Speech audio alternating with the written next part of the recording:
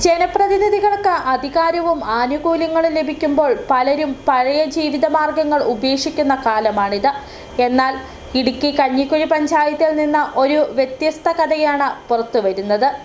അധികാരക്കുപ്പായത്തിനപ്പുറം തൊഴിൽ അഭിമാനമായി കരുതുന്ന ടോമി നെല്ലിപ്പള്ളി ജനാധിപത്യത്തിന്റെ മാതൃകയാണ്.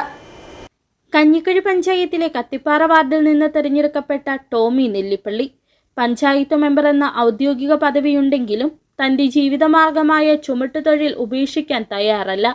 ഒരു പതിറ്റാണ്ടിലേറെയായി ചേലച്ചോട് ടൗണിലെ ചുമട്ടുതൊഴിലാളിയാണ് ടോമി.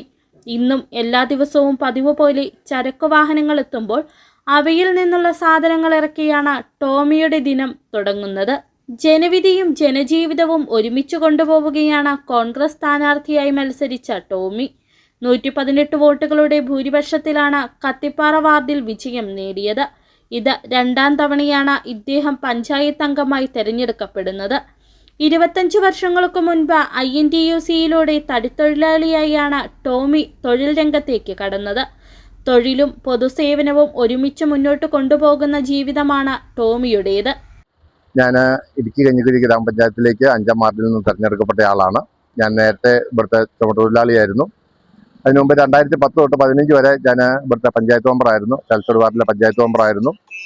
അതിനുശേഷം വീണ്ടും പാർട്ടി തന്നെ ഈ പുതിയ പഞ്ചായത്ത് ഭരണസമിതിയിലേക്ക് മത്സരിക്കാൻ തന്നെ അനുവദിച്ചു. ഞാൻ മത്സരിച്ചു, ജയിച്ചു, നല്ല ഭൂരിപക്ഷത്തോടെ ജയിച്ചു. ഇപ്പം ഞാൻ വീണ്ടും ഇവിടുത്തെ എൻ്റെ തൊഴിൽ ഞാൻ ചെയ്യുന്നു. ഞാൻ ചുമട്ടുതൊഴിലാളിയാണ്. ഞാൻ അത്യാവശ്യം ഇല്ലാത്ത സമയങ്ങളിലെല്ലാം ഞാൻ ഇവിടെ പണിക്കുണ്ടാകും.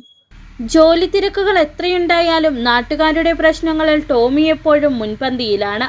ഭാര്യ ലിസിയുടെയും മക്കളായ അൽഫോൺസ, തോമസ് എന്നിവരുടെയും പൂർണ്ണ പിന്തുണയാണ് ടോമിക്ക് കരുത്താകുന്നത്.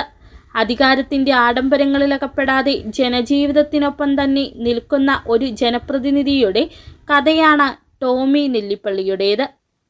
City vision, Idukki.